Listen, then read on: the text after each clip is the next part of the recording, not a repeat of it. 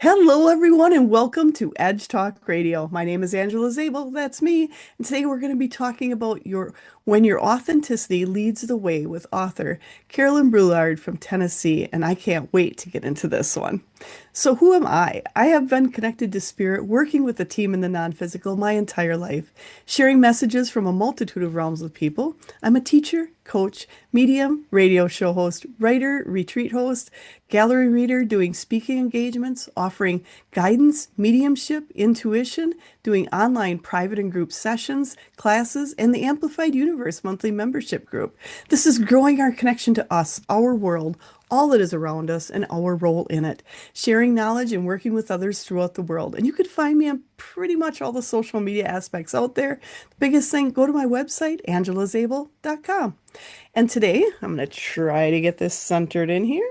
Today, we are here with Edge Magazine. It is the leading events and media resource dedicated to all aspects of holistic living, health, wellness, and the mysteries beyond, sharing information, wisdom, and resources, committed and promoting businesses, organizations, and individuals who support our collective journey to wholeness and balance.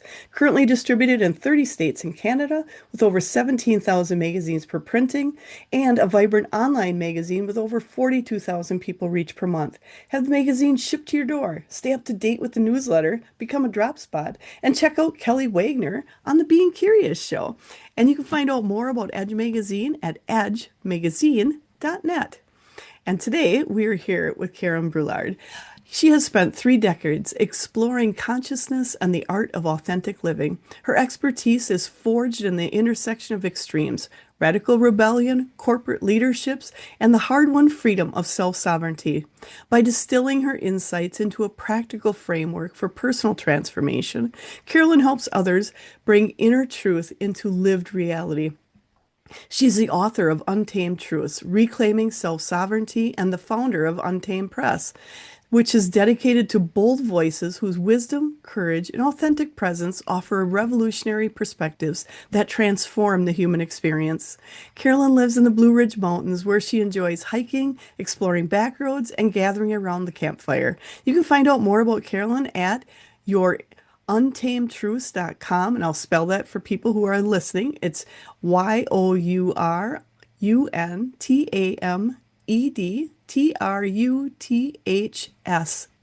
You can also find her on Instagram and on Substacks, and check out her book, The Untamed Truths, Reclaiming Self-Sovereignty. And she also has a Circle of Coherence, collaborative, co-creative coaching. So make sure to go to her website, check out more. And again, that's YourUntamedTruths.com, because there's a lot of really good information on there. And Carolyn, thank you so much for being here today. I'm so happy to have you here. And I've got to ask, what brought you to write this book? Yes. Well, thank you so much for having me on. I've been looking forward to this conversation for a while. Yeah, so I always knew that I wanted to write a book someday, that I would, but it was never something where the idea was ripe and the timing was good. And so it was always something that was a maybe someday kind of thing.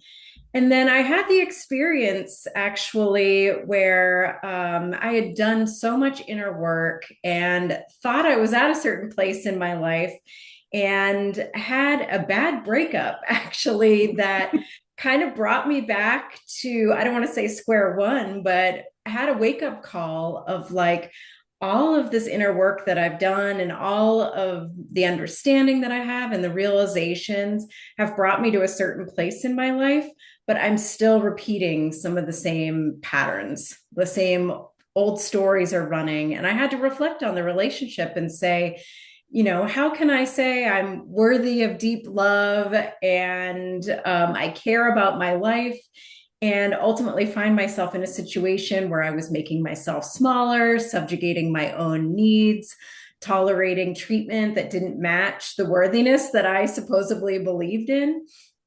And so when that ended and that cleared, it was kind of two things coming together. One is that I experienced kind of a profound healing, realizing that there were still aspects of my life that were out of alignment.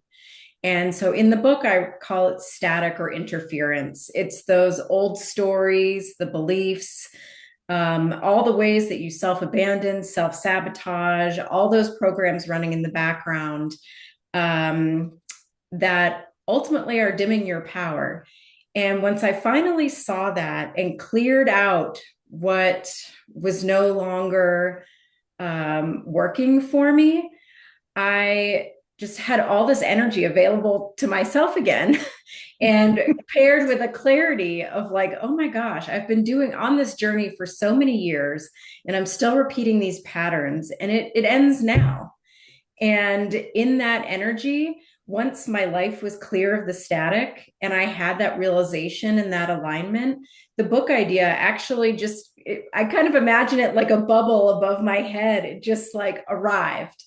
And so it kind of arrived like this fully formed egg. You know, some people would call it like a download, but it was the sort of culmination of all that I'd learned through mentorship, books, coach training, my own journey, kind of in a framework that then, like, I just started writing. I opened my laptop with that inspiration and that energy there, and I just started writing, and I didn't stop until I was done. Wow, that's pretty amazing because and one of the things is you talked about going back through old patterns and seeing yourself repeat old patterns. And I know I'm going to be honest, I've seen it so much in my life. I'm like, man, I thought I was done with these patterns Yes. and they're showing up again. When you hit those old patterns like that, what did you do to help work yourself through them? Did you have methods? What were you doing to work yourself through the old patterns? And when you recognize them, how did you react? Yeah, I mean, honestly, it was quite a reckoning. You know, like you said, you think you're done with certain things and then they pop up. And it was funny because I even had a friend of mine being like, how can you have all this hard-won wisdom and have your life look so great in all these other areas and still find yourself like in a relationship that, you know, that isn't honoring you and things like that. And so for me, that was a powerful question. I really had to turn within and ask myself, like, what is it that I'm believing Mm, that would make this a match for me? You know, it's like, so I got curious about myself. Um, and I really sat with like, what am I actually believing here? And what I mm, saw was the problem is that like we think we believe one thing, like I'm abundant, I'm worthy, I love my life, but our actions and choices say another thing.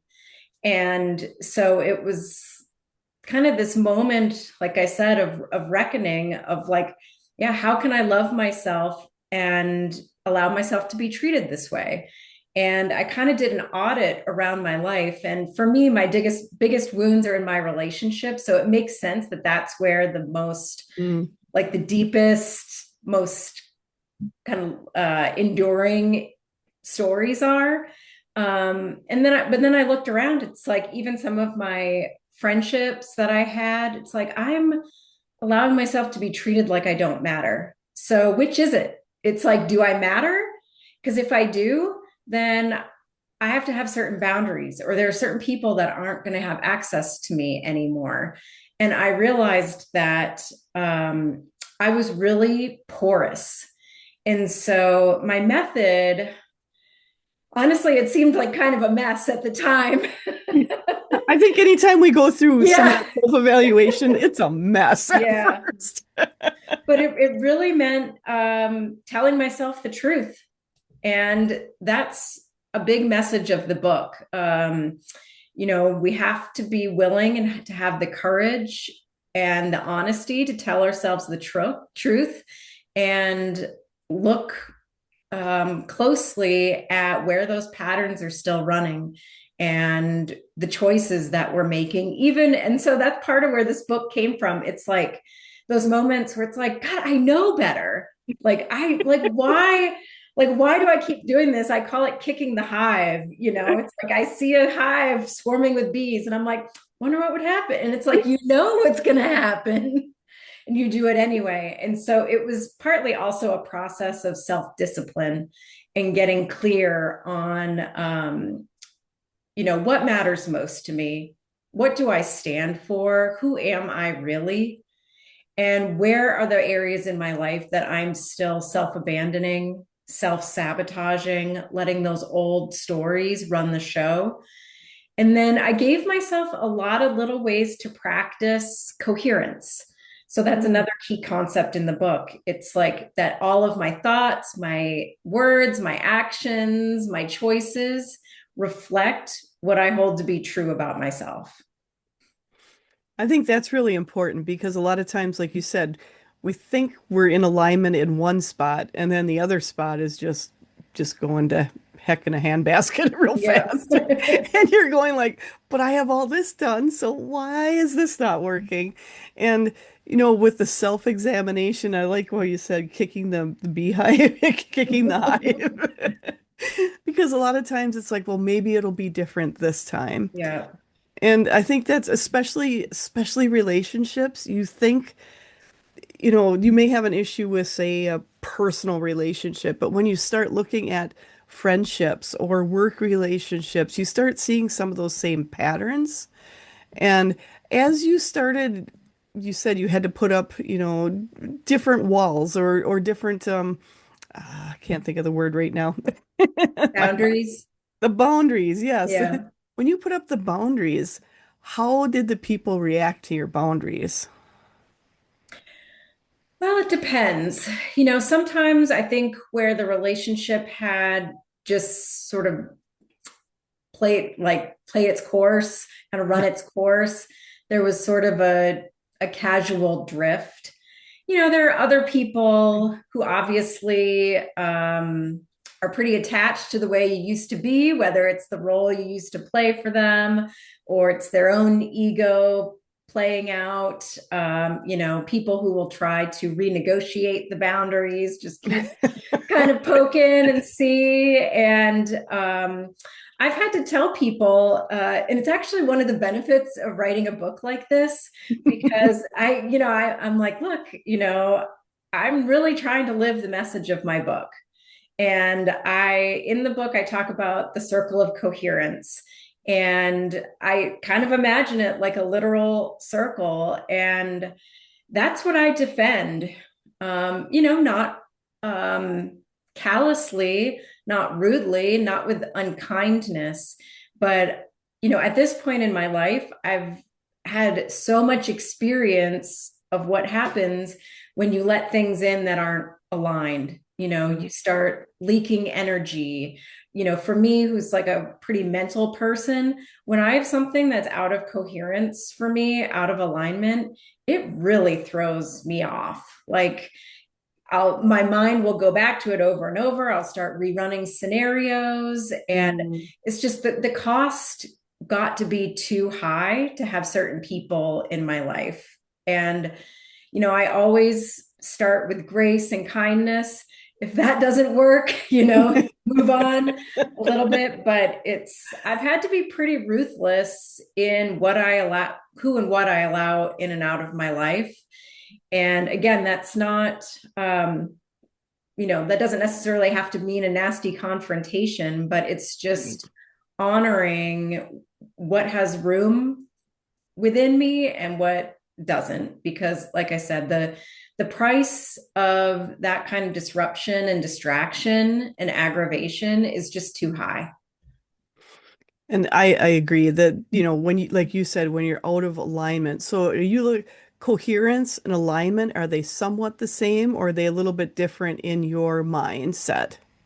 I use them largely interchangeably, but what I would say is that when you are aligned with what I call your untamed truths, like who you are and what matters most to you, when you're aligned with that, you're in a state of coherence. And again, that's like the way you speak about yourself, the way you show up in the world, the way you think, your actions, your choices, they're all aligned. They're all sending the same signal. And so part of the benefit of that, aside from just inner peace and not having like the static, muddying your signal, is that become a powerful beacon for what it is that you want. Mhm. So I didn't write the book to be like a manifestation book, but that's sort of what it is largely. It's like a clear signal. You can think of it like a radio station or like a signal. I give the example, of like a Bluetooth speaker. Mhm. Um, when your signal's strong, it's easy for what's a match to you to lock on to that signal.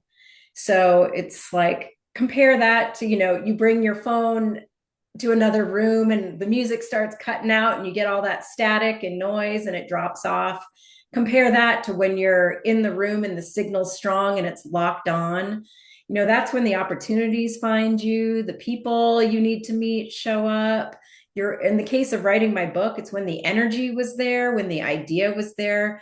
I don't always like to say this because I don't want to like devalue it, but the book took like I wrote this book in 6 weeks, which is Wow. incredibly fast. And I spent another 6 weeks editing it, but because I was in that coherent state and protecting my coherence, it didn't matter how many hours a day I wrote.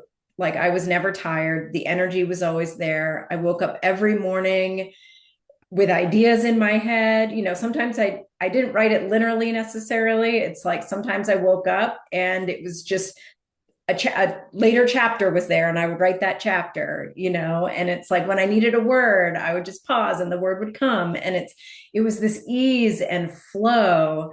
And so to me, it's like once I've had that experience of what true coherence and alignment feels like, that's what I'm protecting.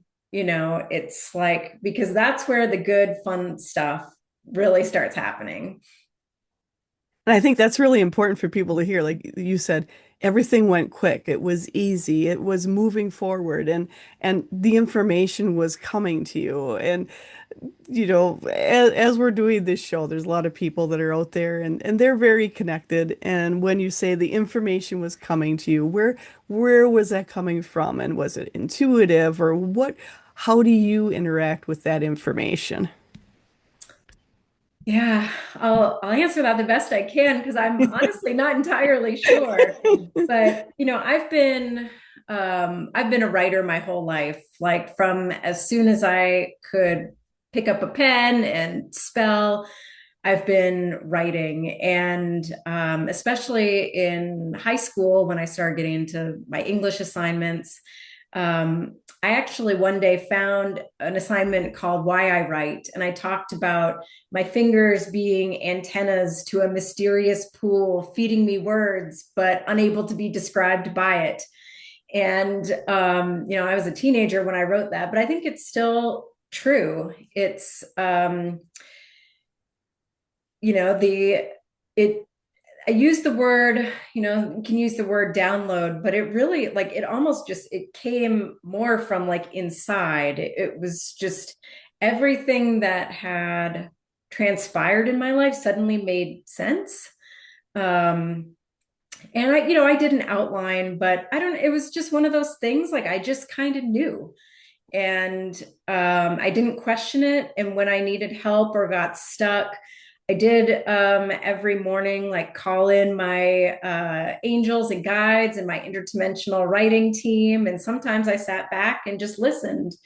And it was like, where do I need to go with this? Or like, I'm having trouble describing this. And just sitting back and just listening. And, as I'm sure as a highly intuitive, connected person, when you ask, the answers come, if you're willing to listen to them. So, I don't refer to it as a channeled book, and it's largely rooted in my own personal experience, but it definitely had that experience of being channeled. I love that because a lot of times we don't know where the information comes from. And that's why for me, I say, they or them or my team because they're switching, they're changing, you don't Hmm. know who it's going to be next time, you know. It's whoever decides to open the door and who Yep. you're willing to listen to. And I love the fact where you said, you know, sometimes I just asked and sat back and listened because I think that sometimes people are afraid to ask, afraid what the answers might be, and sometimes that may be just because we really don't want to hear the truth about something that Right. we're dealing with. And you know, that brings up something you had talked about, self-abandonment. What is self-abandonment and your idea of self-abandonment and how do you work through that? Yeah, so I think of that word as meaning when we know what's true and real and important to us, when we know what we need, what we want, and when we set that aside.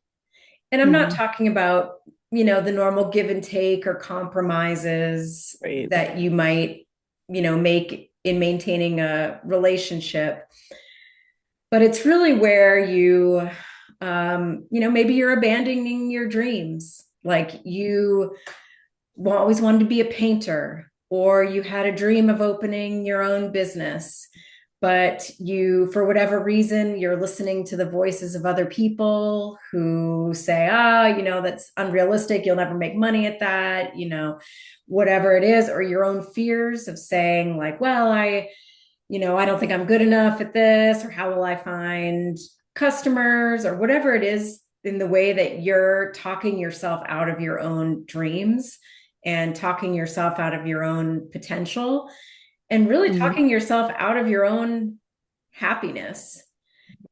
One of the things I talk about sort of in the introduction, that, this book isn't for everyone. You have to decide that you're worthy of your own joy and that your happiness matters, and that, like, your life means something to you. It's like, that's the question, like, what is your life actually worth to you? And when we self-abandon, we're basically saying not that much. You know, that's something I think is really important for people to hear because a lot of times, and I'm just going to make a generalization. A lot of times women as a whole will put themselves second and Mm-hmm. put everybody else, usually everybody else in front of them. And I think that's something that people are starting to reevaluate. And like you said, this book isn't for everyone. It's for the ones that really want to look at what's going on in their lives. And like you said, really had to look at your beliefs and what was there and what were your beliefs. And sometimes that's a hard one to look and see like, oh, I didn't think I was worth it. And my team is just coming in, and this is where the manifestation comes in. Where when you're saying, I want this, I want that, I deserve that, but then you look back and you go, but I really don't feel I'm worth it. I don't feel I Mm-hmm. can get it. And you start believing the other narrative out there. And that's something to be really mindful of. And I think with your book, it really helps people kind of go through step by step and kind of evaluate and go through beliefs and the beliefs I think are so important. A lot of times we don't even know what beliefs we're carrying until we start doing the self-examination. Right. Is that something that you experienced yourself as you started going through it, finding beliefs you didn't realize you had? Yeah. I give kind of a silly example in the book, but it's like there was one day I was sitting on the couch and I was cold, and I went and grabbed a blanket, and I was still cold after like 15 minutes. And, um, I just realized, I'm like, why the heck won't I just turn on the heat, like turn up the heat? you know and it's like, and yes, I worked in the energy efficiency industry for a long time, so I got in my head, but it's like, no, I can afford a few more degrees, and so it's little things like that when you start paying attention. And I actually started what I call the coherence log, or really like an incoherence log. And some of it was just little things like that. It's like, okay, which is it? Am I abundant, or am I worried about a high gas bill? Mm. And I'm not talking about being reckless, but you start seeing like, and I paused like, should I buy the organic beans or the conventional beans? And it's like, no, I deserve organic, like I'm worthy of poison-free food, And it's like, so all these little ways that the subconscious beliefs, kind of that background static was showing up that I wasn't aware of. But once I started paying attention, I started to see it. And, there are the big things like in how, tolerating how you might allow someone to treat you. But there's also the smaller things. And it's in, it's not even necessarily the smaller things because the more you act against yourself, like don't Mm. turn on the heat, you're teaching yourself and training yourself and acclimating yourself to those little self abandonments, those little self sabotages. You're reinforcing the belief a little bit at a time. So when the quote unquote big decisions come, like to leave a relationship or to leave a job or to try something new, those old stories have already primed you to say no, Yeah. um, or to act against yourself. And so that's part of why I teach in the book that, like, look, you can, it doesn't prescribe what to do. I kind of blew up my life at one point. I got divorced. I quit my corporate career. I moved states, like my dog died. Like I tore my life down to the studs, you know? Yeah. And it was just in a space of like, okay, we are starting from scratch. Um, you don't need to do that. Yeah. Um, there are That's some why you benefits. wrote the book, so they Yes. didn't have to do No, it. I mean, I don't speak against it though either. It's like, I mean, a Right. clean slate can be a good thing, but it's not for. I don't want people blowing up their lives. Right. And honestly, change can happen one little thing at a time. And so and I love now some of my friends who have read the book, they'll call me or I'll get a text from them of like, their little coherent choice that they made of Mm. like, my partner was starting the same argument with me again. And I just said, I'm not going to do this. And it's like, congrats, yeah, that's awesome, and they are also developing their own kind of body of evidence. So it's not just the log of like all the little coherent choices that show up in a day, but also what happens once you start making the coherent choices.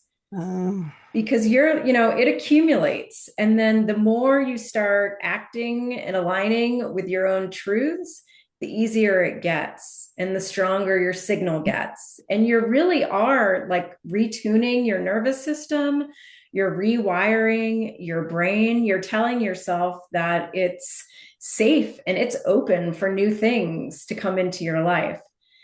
And so that's really like a big part of why I wanted to write the book. It helped me go through the process myself, but it's like your life can be whatever you want it to be. And you can take as small or as big a leaps as you want, but it really comes down to just the choices in your day to day life. I think that's something really important. A lot of people don't think the small choices you're making make a difference, or the small choices don't have any correlation with anything else. But I've got to say, those small choices, you don't even realize it. And it's the choice of, like you said, do I get the organic beans or do I get the other beans? It's the small choice. It seems like Mm-hmm. nothing, but when you really examine it, you're going, am I abundant? Am I in lack? Or am I going to go, no, that's okay. And like you said, you're not going to Yeah. do crazy, stupid stuff, like, oh, I'm going to buy the Mercedes. You know what I mean? You're you're gonna balance that out, but it's those very small choices you make every day. And my team is saying sometimes it's as simple as, oh, my pen is good, it's good enough, but I really like the other pen. But, do I really need the other pen? But I really like how the new pen feels. It's small little things like that Yeah. that you wouldn't think would make a difference. But like you said, it retrains. And I like how you said you're retraining your nervous system because I think that's really important. A lot of times, our first reaction to anything, you don't even know it's there. It's just part of us. And Hmm. learning how to redo that. And my team is saying you're making everybody very conscious of every decision they make, even Yeah. small or large. And the smallest decisions actually create the large decisions in your life, and you don't realize it. I love how you've broken that down. And so one of the things is, so I have, you said you in your book, you've got a chapter was naming your life intention, and it was chapter 5, page 76. It says, these exercises help you see what's already there. This isn't about figuring anything out or getting it right. It's about pattern recognition. Trust your Hmm. first response and don't overthink it. And I think that's such a really, I think a very powerful statement. And what brought you in? Like you had naming your life intention. Can you kind of explain a little bit more about that naming your life intention? Sure. So, I'll speak a little bit about the overall framework so people know how it fits in. Yes. So, there's kind of three pieces. The first part of the book is all about getting clear on who you are and what matters most. And so I call it your blueprint of being, which is comprised of your sovereign need and sovereign value. And that's just, we could talk about that later if you want, but that's getting at that, like what matters most thing. Now, the I life, think it's very important. yeah, yeah, it's really helped me to be able to name these things too, Yes. to articulate and kind of claim them. But the life intention, I really liked sort of how that came out. It's You can think of it like your purpose, but I specifically didn't use that word because I think some people that gets too narrow and it comes with a lot of baggage. And Yes. really, I think our overall purpose, the human purpose, probably the purpose of all intelligence, is to expand and explore and experience. And so you can't miss like, if you exist, your purpose is being fulfilled. But what your life intention is goes off this idea that you have a specialization, or something some kind of theme or curriculum that you came here to master. And it's something that, I try in the book to appeal to broad audience. So I don't necessarily say this as outright as I'm going to in the book, but or right now, but it's like it's what you've been mastering, like lifetime through lifetime through lifetime. It's that common thread, or one of them that you can probably trace across incarnations. Um, and it relates to your sovereign need, but it's really like what you come to know and embody so thoroughly that you transmit it to other people. And Mhm. so it's like it's where you become a living transmission. And to say it another way, it's really like the dominant frequency that you're here to Mhm. transmit. And so it's literally the intention you have for this life and probably many, many other lives. um, so for example, and it's also, I'll just say, it's like it's kind of where you find meaning and fulfillment. It's what makes life worth to you. So I'll just give an example to kind of make it real for people. So I lay out 6 universal needs for human thriving. Um, and my sovereign need, the one that I'll sacrifice last, the one that is just like um, the most motivating, my most internal driver, is autonomy and agency. So for Mhm. me, and that's where the self sovereignty comes in as well. It's like, it's really important to me to be the author of my own life, to feel like I'm in the creative seat, that I'm the creative engine of my life, that I'm responsible for my own decisions, that I'm free to pursue whatever it is I want to pursue.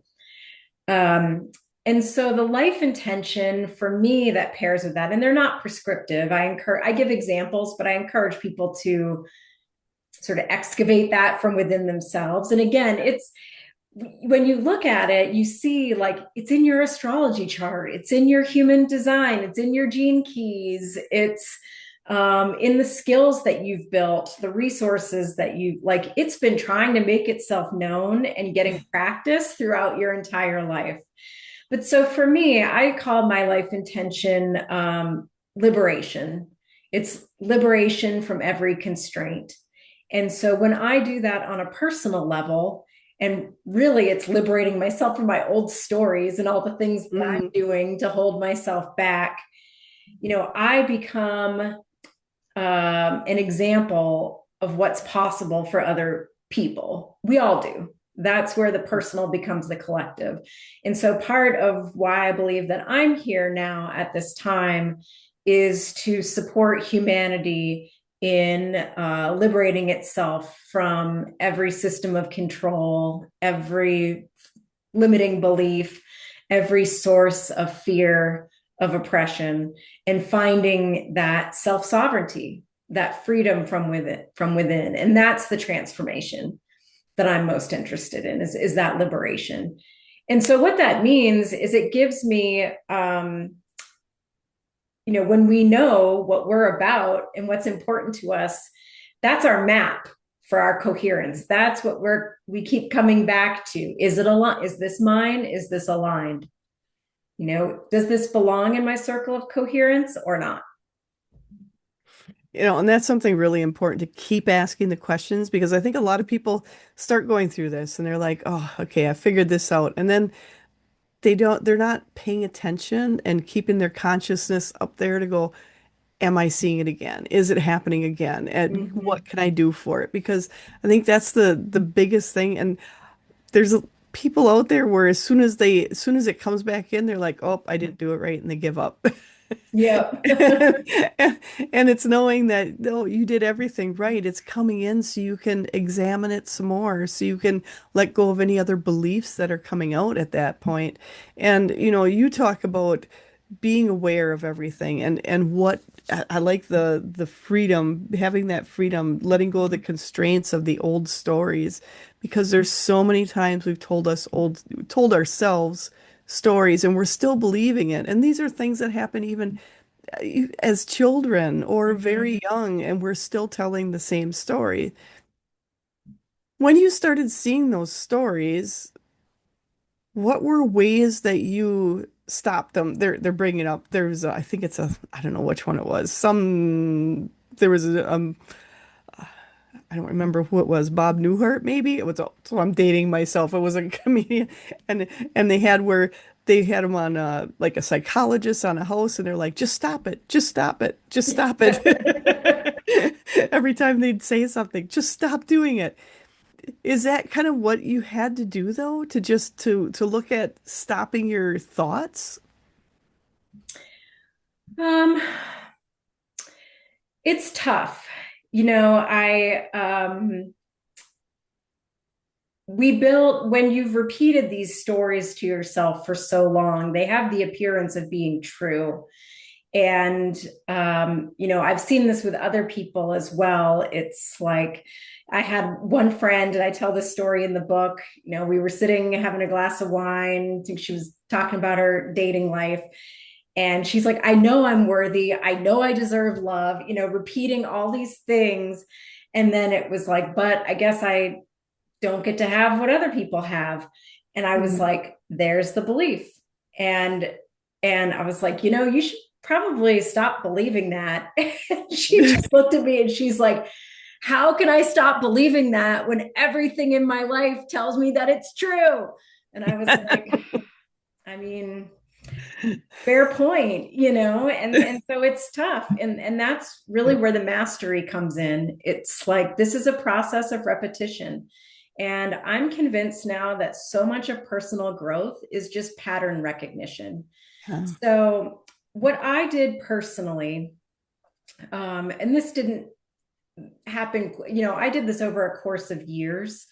I try to make a streamlined process in the book, but it takes some time. Um, but I really started looking at what kept showing up in my life Mhm. and my own thought patterns, and I dug pretty deep.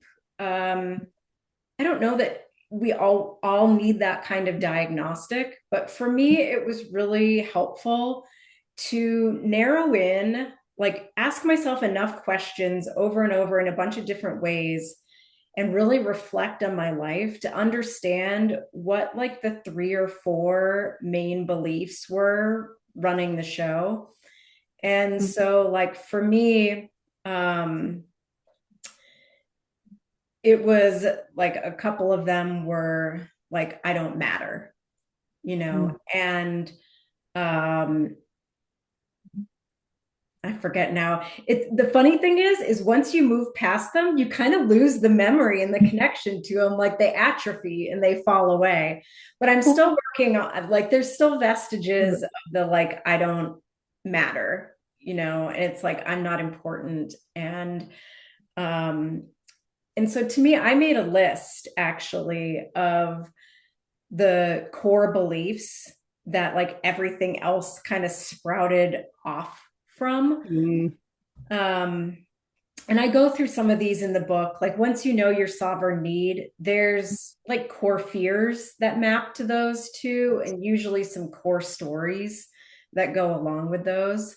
But another one for me, like, it's like I don't matter. And I started also realizing like again, that question of like, how can I know better and just keep repeating things that aren't in my best interest? Like, what the F, It's like, And you wonder why you as a because but mhm. yet we still continue to do it. And I'm gonna say you're not the only one. I've done it Yeah. myself, and it's like, why am I repeating the pattern? Why? Yeah. And one of the things I discovered for myself, and I don't know that this would be true for everyone, but like when I self-sabotage, um, and like hold myself back and hold myself down and do things that lower my frequency or keep me stuck in an old pattern, I never, it's like I never find what I'm actually capable of. I think one of my deepest fears was actually that like I would do everything right. Like I would be everything that I thought I was and still come up short. That there was still something where I'd like arrive at the end of the line and realize like this wasn't it. I I missed the mark. Like I fell short in some way. I'm not limitless. It's like my life intention is around liberation, and like the shadow fear there is that you're actually not free. Like there's something that that has you on the hook. And so the more that you self sabotage, the farther away that ultimate potential becomes. And you never really have to meet your full self face to face. And it's like, that's a really sad thing. But I think that's what's comfortable to humans. It's like, let me limit myself before I find out that I can't. And so that was part of the mechanism that I realized was going on in my life is like I was, yeah, self-sabotaging so that I'd never find out how good it could get, or how real things were. And so what I ultimately kind of started to shed was like, let's go all in. Let's like, I am limitless, and I'm going to stop hedging my life. And so, as an example of that, I published the book. I went through my own process afterwards of like the self doubt and like the fears and the exposure and just being like, oh God, like, but it's like, no, I ask that. And again, now I have to live the message of my book. And one of the questions I ask is like, how good can it get? And it's like, what do I want my life to be? And so in a few weeks, I booked a trip to Scotland to just roam around the like castles and the old megaliths, and I have some Scottish heritage. And it's like, no, I had an idea. I want to go on this trip. I'm going to do it. And there's some experience to be had there. It's like, I am the creator. I am actually limitless, and it's time to start living that way. And that's coherence. I love that. And I love the fact, like you said, we're fearful of what happens if we're really limitless. What happens if everything comes true? What happens if that really happens? And the fear kicks in like, oh, and a lot of times, gotta say, people hold themselves back because, Mm-hmm. oh, what if this person doesn't like it? What if Yep. this happens? What if, and we do the what ifs, and I think like you said, it's our own protection mechanism. But really, what if we go all in? What if we're truly limitless? And like you said, how good can it get? What if we explore that part of it instead of going into that human fear that has kept us that way for so very long?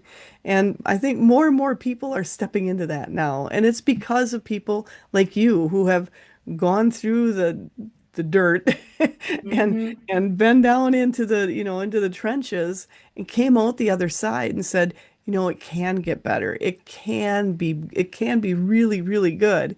And for you to go, okay, now I'm going to take that trip I've always wanted to do. And now I'm going to do this. I'm going to go all in and see what's there, see why I've been called to it. I think you've been kind of called to that almost your whole life, haven't you? To go to Mm-hmm. Scotland because Yeah. it's like that's something where it's like you've been wanting to do it for so long. But a lot of times, even with that, sometimes I go, what if it's not as good as we think it is? What if it's going to be a disappointment? And you start bringing these thoughts start coming in, and worthiness and when you do that, like you said, it's coherence. What do I really want? And I love the coherence, bringing in coherence with everything, and the static signal in there, knowing that when you don't have coherence, it's almost like static, like the Bluetooth going through and losing signal. But boy, when you're in the signal, what happens? And Right. you've had like writing the book in a short amount of time, being able to do this trip, and not only that. And I'm just gonna say a little background. I do know Carolyn a little bit from before, and she's always landed on her feet, no matter what happens. She's been a person that's always landed on her feet and always came out in a beautiful spot. And that's something, but she's been willing to do that. She's been willing to jump. And I've got to say, it's been awesome to see how far you're coming now and what you're bringing out there for other people. And when you had talked about this book being not necessarily, I mean, here we're a group of, we're metaphysical, go tapping into the spiritual. There's a lot of other aspects that we tap into. But there's a lot of people that want some facts, want some direction, and they're not so much in this woo-woo aspect. And I Mm-hmm. think your book especially is so, so good for people that are on that aspect too, where they're like, I don't know what to take. I need to have some direction, but I don't want it all going into all this other way. It's a way to bring it down to, I don't want to say the normal because I feel what we're all doing is normal. But I do think that it's bringing it down into a way that's relatable. You can get your head around it. You can find the basics to start with. You can work your way through it. And that's something where you have been making it so easy for people to go through this, finding ways to do it, finding the patterns, finding your self-sovereignty. And self-sovereignty, when you're talking about self-sovereignty and finding your self-sovereignty, did you want to go back and kind of touch on that a little bit more on the self-sovereignty and what that meant for you and what you think it means for others? Sure. Um, to me, it most comes up is like fear is no longer the master. Your old Mhm. stories are no longer the master. It's like you're what takes point in your life is your own truth and your own knowing and what you want. You're making your authenticity sovereign. um, this is who I am. This is what I stand for. This is what matters. This is why I'm here. And, that's fluid and it's expanding and it's changing. There's a certain bedrock that stays there, but um, it comes back again to that question of like, what is your life worth to you? And the Mm. self-sovereign person says, like, it's actually worth everything. I think that's really important for people to hear. I think you froze a little bit on your end. It might be Oh, my end. okay. No, Uh, and it's normal for stuff. And I'm just going to say when stuff freezes, it is what it is. But you were saying that it's really what are you worth? What is your life worth? yeah. And as our mutual mentors, the collective once said, I came across this quote in my notebook not long ago. But what is it worth to you to go higher? Hmm. And um, I have that on my fridge actually that I look at every day, and to me, self sovereignty is the path. So many people develop this complicated relationship with their own desires because they've been shamed for it. They've been funneled into their parents' expectations. They believe that they can only make money a certain way. They've made their fear and their sense of safety and security sovereign instead of their own passion and purpose. Um,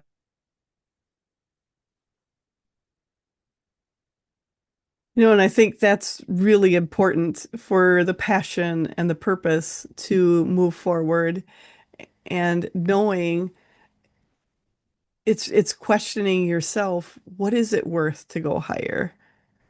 And understanding like and I love that. What is it worth to go higher? Because that is so important. When you really start questioning it, the fears step in. Well, what if this person doesn't like me because I've achieved all my goals?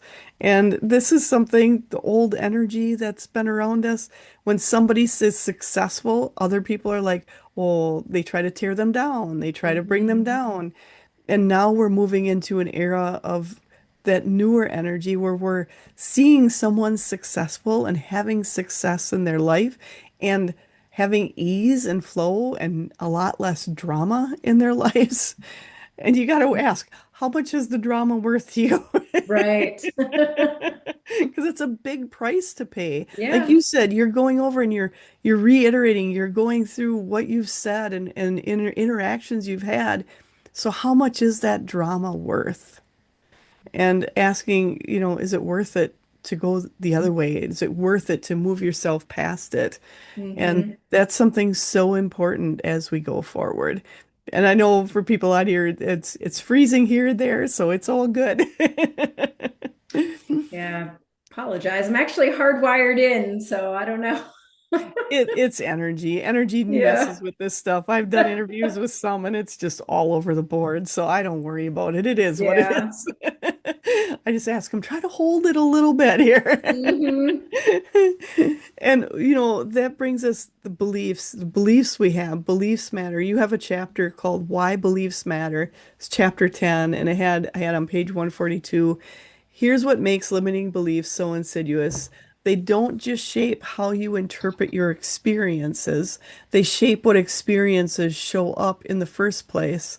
And your beliefs are commands to the field, the responsive intelligence that organizes reality. Some call it the quantum field, infinite intelligence, universal consciousness, or God. But I love that when I was going through it, and I'm like, that's so important to know what were our beliefs. If you believe everybody's going to treat you like a scapegoat, you're going to have a lot of people treating you that way. And the beliefs are so important. And you talk about the limiting beliefs, and you said they're so insidious that they don't just shape how you interpret your experiences, but they interpret they shape the experiences that show up in the first place. As you've been going through this, how has that changed for you? what you're experiencing. Yeah, the world around me is just beautiful. It's Love it. um and it's not to say I don't see what else is going on, observe. I actually pay fairly close attention. To me, I like to be engaged in what's going on, but in terms of how I walk through the world, um it's like when I need it, just little things too. It's like the other day I had to replace a stringer on my fence, Mm. and I was having trouble doing it by myself. And right as I was struggling, someone drove by, stopped his truck, and helped me put it in. And Love it. it's like, it's like what's needed shows up almost like before I'm aware of needing it. And the people, this is the big difference that I've noticed in my life. Over the course of a number of years since I started shifting. But it's like it used to be like I'd go to the airport and I'd be, crabby and just like kind of standoffish.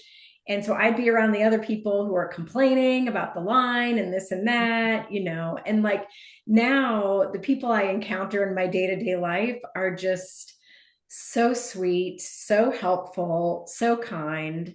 Um, it's like what makes it into my little bubble is for the most part like really a reflection of what I'm putting out too, and believing that people are good and kind and wanting to treat people with respect and compassion. And so it's this work has not only helped change like how I look at myself, but also just to further see people as running their own curriculum. It's like they all have a life intention. They're all here for a reason. Some people will step into it, some fully, some people won't. But it's like we're all running this curriculum. We're all in this process of mastery. Some of us are taking it different directions and moving at different speeds. None of that makes anyone better or worse. And so it's increased my patience and compassion for what I see. Yeah. And just knowing that everybody's playing a role in one way or the other, and to not, the same way I learned to not be so critical of myself. It's like once I felt that compassion for self, and even, I mentioned this breakup in the beginning. And it's not like it was terrible the whole time. It was actually one of those things where it's like the mask dropped at the end, and it just uh, kind of blew up in a dramatic, get my attention kind of way. Though, And that's something really important to know when things blow up. Sometimes they happen in just a crazy way. And for you, you had like everything implode all at the same yeah, time, which is like, wow. But as you were going through that, I mean, you went from even changing your job, what you did for work, moving out of that. And as you did that, were you also sometimes sad with what you left behind, or were you happy to leave it behind? And how did you deal with what maybe was hard for you to leave behind? yeah. No, there were definitely moments of grief where it's like, I'm standing in the barren field of my former life. And it's like, I know I've planted seeds, but they haven't sprouted yet, and I had moments of being like, what have I done? But there was always a deep knowing and self confidence and self trust. Like you said, it's like I have shown courage in my life, and it's always led to a better, when it's been authentic, it's always led to a better thing. And so building that capacity to move through things, to know that I can create my way in or out of any situation that I'm in, and that sometimes I just need to be like clear of something. It's like I said before, I have a tendency, if something's not aligned, I'll stew on it and like ruminate on it and it'll bother me a lot. Um, and so sometimes you just need to just clear it out. But yeah, there were moments where kind of had to grieve the life I didn't have anymore, the marriage I didn't have anymore, the certainty I didn't have anymore. But ultimately, like I think I say in the book, like going back to my old life would be like putting on a wet bathing suit 3 sizes too small. Like, That's true. I can be sad, but like I would never, like it's not even a real choice for me. Like I once you have a taste of what's waiting for you with coherence, you won't go back. You really won't. You may have your little slips and like practice things, but you're never going to regress. Once you get a taste, you're not going back. And I think that's really important because a lot of people they're afraid to make that move because they're going to have to grieve and grieving what you don't have, grieving the life you thought you were going to have and moving forward, but it creates this freedom and like you said you never want to go back. You see it, but you never want to go back. You don't want to put that swimsuit back on Yeah. again. But it's also how much different as far as joyful freedom, because you said for you a lot is about sovereignty for yourself. How has that improved for you since you went through this? Um,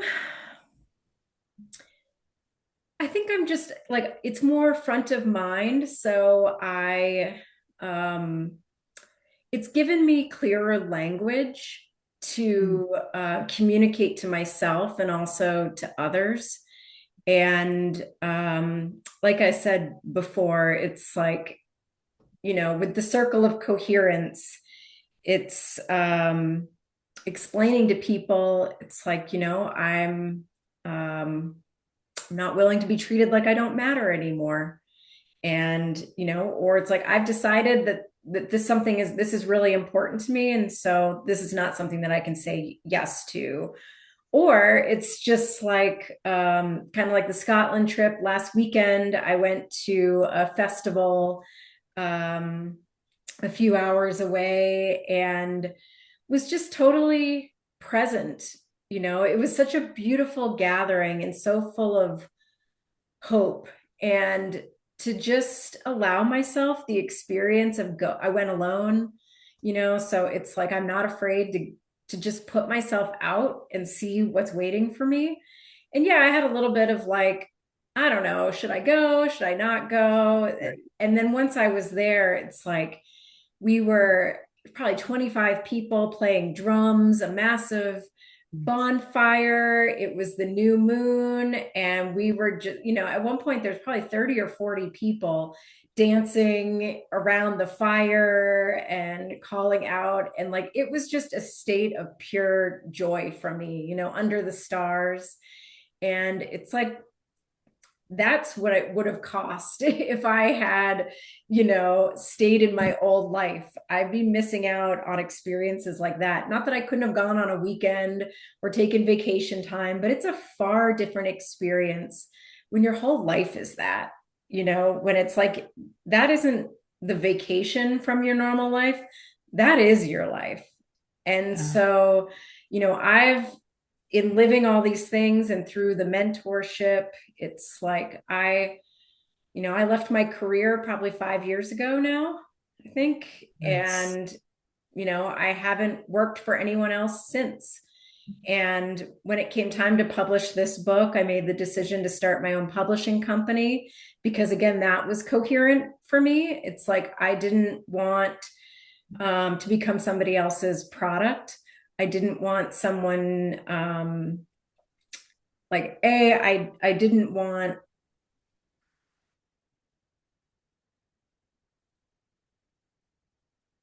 I think that's important to know what you do and don't want, and to have that ability to say, I want to do it my way. And I like the fact that you said it's not a vacation from your normal life. This is your life. I think that's something so key. And you've been doing you've been doing things out of the norm for a very long time, and you stepped out and you stepped away from your corporate job and going into the writing the book to having your own business.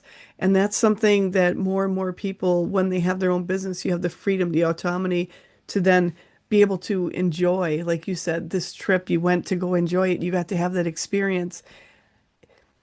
The more you pay attention to what you need and your own self-sovereignty, the more these opportunities show up for you and you're able to take them. Yep. That's the biggest thing. You're able to take them. And I think that's so important for people to understand.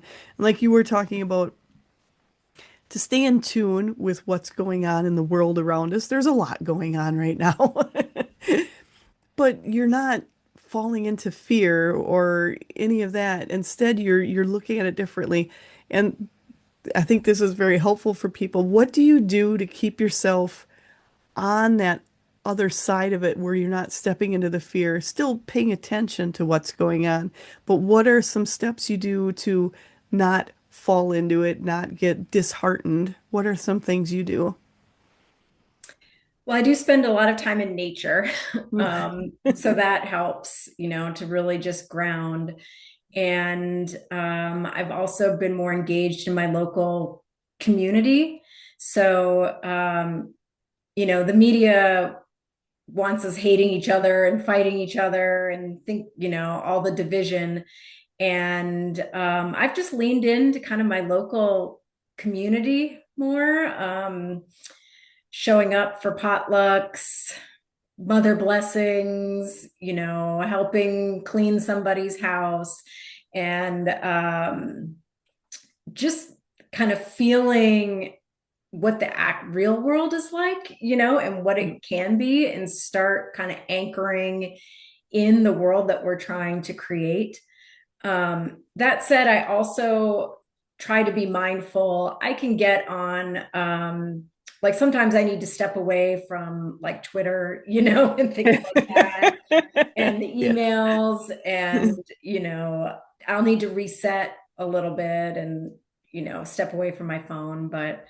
Um, but yeah, I think there's so much to be hopeful for. There's a lot of authentic, good people out there with their heart in the right place. I'm sure all of your listeners are among them.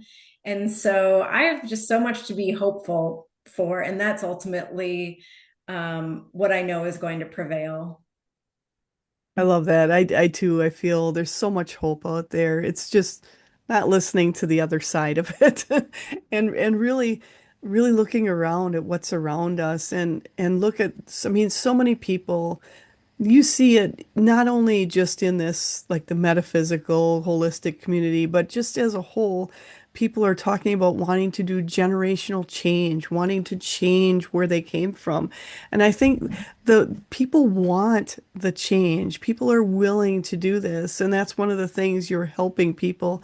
Like, here's a way to go through it. Here's a way to really examine without having to dig up the past so much. Like I Yeah. think, like you said, it doesn't demand that we dig in the dark of our psyche, but we pay attention to the stories we're telling ourselves, and then we can reorient it, what you call our untamed truths. And I think that's the big important thing. So many people are like, oh, then I got to dig in and I got to figure it out. But like you said, when you've moved past certain parts, you forget what the past Yeah. even was. And that's a beautiful place to be when you can't even remember, like, oh, there was someone that did something to me, but I can't remember their name anymore. That's a perfect place. It doesn't mean Yeah. you have to go digging back to see who it Right. was. Yeah. And that just means you're changing to such a level. It's not even part of who you are anymore. That's why we feel so different. Like you said, you're all about liberation. Everything from the human potential. Your work is there to help people, help themselves. That's what we're here for. That's what you're helping so many people do. And I feel it's so important. And I'm just going to highly suggest other people definitely go to yourunchamedtruths.com and check out everything Carolyn has to offer, but also check out her book because if you're looking for a template, something to dig your teeth into, not the woo-y stuff, but to just go in and like, let's figure this out. Let's find the patterns. You really lay out really good ways for people to look at the patterns, to keep asking the whys. And I think that's so important going forward because so many people do want to change and they're really I feel my own personal opinion. I don't think there's as much division as they tell us in this Yeah. world. There's some amazing people out there. Are you willing to step into finding the amazing people? And I love my team is saying, remember how you had said when you went to the airport, you might have been grumpy before and you were by the grumpy people, but now you're by the other people that are just fun and having fun, excited about the trip. It's a totally different mindset. You're drawing in different people. And, how much is your self-sovereignty worth? How much are you worth? And I feel we're all worth a lot of goodness coming in. And I think it's so important for everyone going forward to know here's a way, an easier way for you to work it through it step by step, like finding the way to move through it without digging in the past, but to really look at the patterns and bring it forward. And I just wanted to ask before we close today, is there something you'd like to cover before we close or something you'd like to bring up before we close? Well, just I love how you laid that out and about not digging in the dark and the hope. Just returning that every choice is a crossroads. Mm, And ultimately, once you know who you are and what matters most, you can change your whole life by just aligning to that in those choices. mm. It's like the stories and the patterns and all of that, I think is very helpful to know. Um, but ultimately, all you need to know is what's true for you. And I kind of think of it like the lane assist in a car, where it's like as soon as you start veering out, it brings you back. You start veering out, it brings you back. And so, just to invite people, as they're going through their day and they have a little choice point, you know, is that your authentic desire to do that? Is it aligned? Does it belong in your circle of coherence? And you can let yourself be guided by that. And your life can change dramatically, just one little step at a time. Um, but like you said, it's just you need to decide like your happiness matters, your joy matters, your life is worth it. And to see, how good can it get? It's like that's the question we're all here to ask and to answer and find out. So I love that. I love that. And I like that, it's one every small choice at a time. One small choice. Because a lot of times I think we bring ourselves down like, oh, I have to change. It's so much to change. And my team is laughing and they're saying, you're also let people know they don't have to blow up their whole life to do it. They can just do a little bits at a time. yep. But with you, it was what was needed. It was a way for you to move through it quickly. And Right. it actually was, even though it felt like a bit, but it really was a small amount of time for you to really pay attention to your self-sovereignty, what was important to you, and really move through it and seeing the benefits, the opportunities, the on the other side. And I think that's, like you said, how good can it get? And it doesn't seem like it in the moment, but keep your eye on the other end of it. It's so Yeah. important. But Carolyn, I want to thank you so much for being on here. I think it's so important, and everything you're bringing for people is has so much. I just keep hearing so much goodness in what you've been writing down in this book. And again, the name of the book is Your Untamed Truths: Reclaiming Self-Sovereignty, and that is so important. Oh, you got it right there. Yeah. Nice. And you can find this book on your website. Is that correct? Yes, it's on all major platforms. So I am selling signed copies on my website. It's also available on on Amazon and Kindle. I know it's available on Amazon and Kindle and some of the other aspects out there, but it's definitely worth going to check out.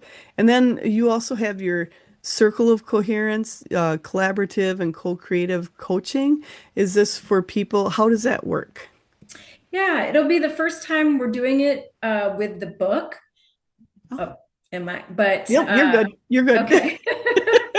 um, But yeah, it's basically, I'm finding we actually, a group of local women started a book club around my book, and I'm participating in it, which is really fun. And I'm finding that it's helpful for people to have a group forum to talk about their sovereign needs and kind of work through some of the issues and get real time. What the group coaching is intended for is to kind of learn from each other, like have so many real world examples like the organic beans, like being pulled on the couch, like your ex texting you or whatever, and just get a lot of practice making coherent choices. So it's understanding the concepts, but also getting the support on a real time basis with real world situations. And I think that's really important, especially now, because a lot of times people think, I'm on my own island. This has only happened to me. And is it really important what bean I take? And when you're bringing up in a group setting, they're like, oh, now I get the meaning behind it. So it is really important. And I keep hearing my team has been saying again and again and again, it's about community and collaboration going forward and finding those people that are going to fit your community. Find the people that you can collaborate with to bring yourself where you need to be and just to understand all of the mechanics behind it. Because when you're in something so deep, and I'm sure you may agree with me on this, when you're in that where everything seems to be imploding, and I'm going to say I've been there. I understand, not to your extent, but but it implodes in different ways in everyone's life. And when you're in that state, a lot of times you can't see the answers. You can't see what's there. So it really helps to have this template to go through and like you said, the co-creative coaching or the collaborative and the circles to be able to go through that as a group are so important. So thank you for all you're bringing. I really appreciate all you're doing, and I know my team is saying it is something so needed for people to have something to grab into and to do it in a way of not everything has to be the woo-woo, Right. Yeah. It's a way of like, let's get to the nuts and bolts of it and let's figure this out. So very, very nice. I really like what you're doing. So I want to encourage everyone go to youruntamedtruths.com and also Instagram and Substack and the book Your Untamed Truths, Reclaiming Self-Sovereignty. And then on your website, head on Carolyn's website, check out Circle of Coherence, a collaborative and co-creating coaching, because I think you're going to find out she is very talented. Well, thank you. And thank you so much for this was a wonderful conversation and so good to connect with you. So really appreciate it.